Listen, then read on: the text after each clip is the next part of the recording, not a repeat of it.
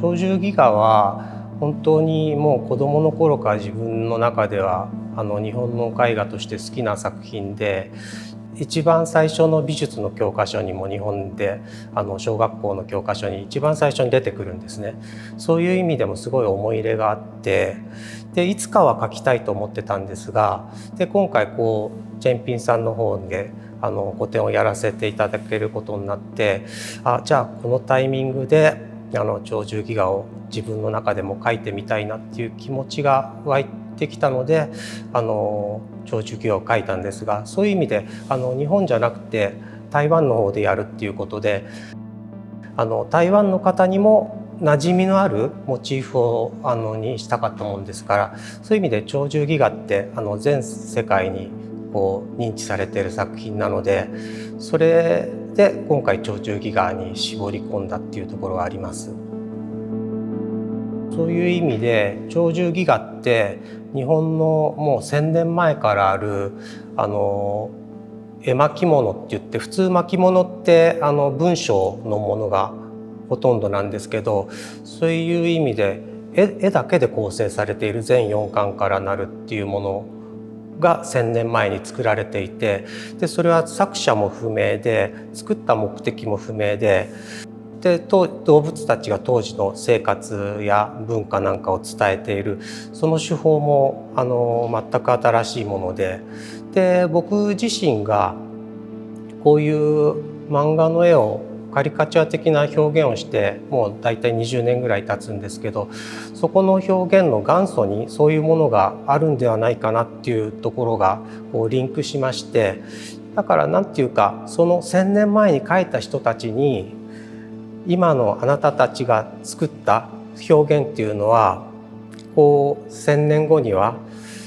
世界が認める日本の一つのコンテンツとして漫画アニメーションやなんかのように世界的に広まって認知される一つの日本を代表するコンテンツになったんだよっていうようなことを先人たちにちょっと伝えたかったっていうか、そういう気持ちで今回は書いたところが強いです。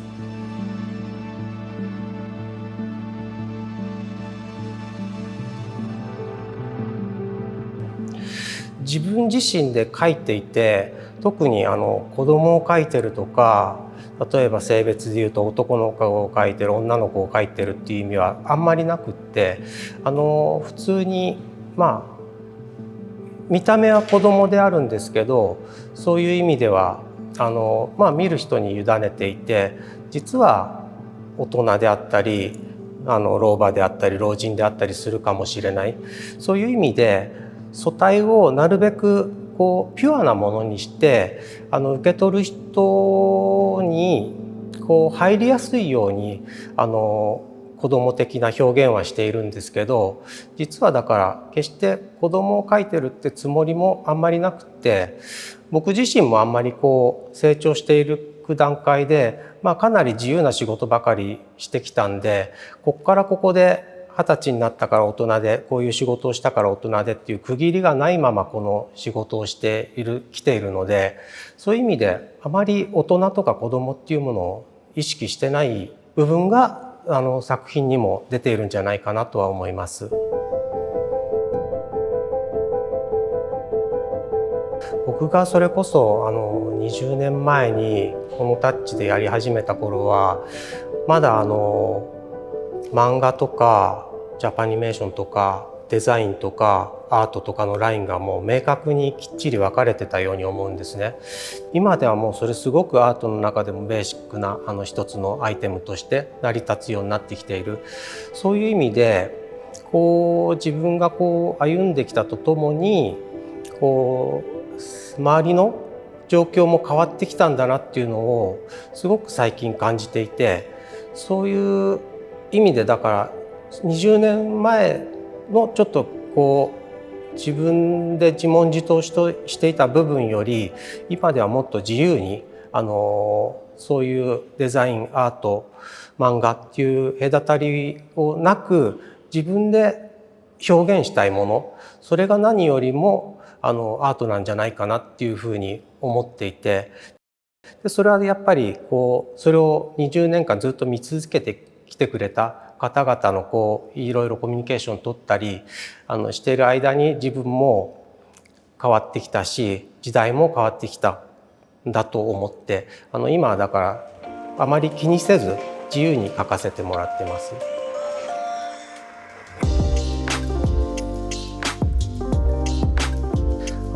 僕の中でもウィンディ・バニーはかなり大切な一つのキーポイントのキャラクターではあるんですけど、でバニーの成長が自分の成長にすごい重なっている部分があって、でそれこそ一番最初のバニーを皆さんが受け止めてくれて、でその頃は僕が表現したかったのは可愛いって言葉がアートに当てはまるのかっていうところをすごい挑戦したくて、でその頃まだアートを見て可愛いっていう表現ってあんまり認められてなかった。それがどんどんさっきちょっと被るんですけど20年進化することによって可愛いっていうのも一つアートの中でありだなっていう文化にアート自体が変わってきたのを感じていて、そういう意味でバニーの成長とともに自分の成長も重ねて20年経ったバニーが今回のフィギュアで作っているバニー、そういう意味で20年の自分の成長とバニー自体の成長を重ねて表現しています。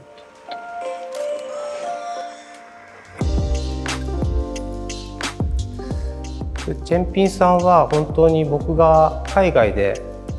初めてやらせていただいた展示でもあるのですごく思い入れが強くて、そしてそういう意味で前回2022年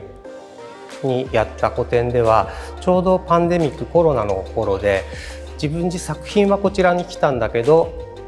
自分自身は来ることができないっていうすごく消化不良な部分がありまして、そういう意味で今回は実際自分も来れて、で台湾の方々またスタッフの方々とお会いできてコミュニケーションを取れるっていうそこの部分にすごい楽しみにしています。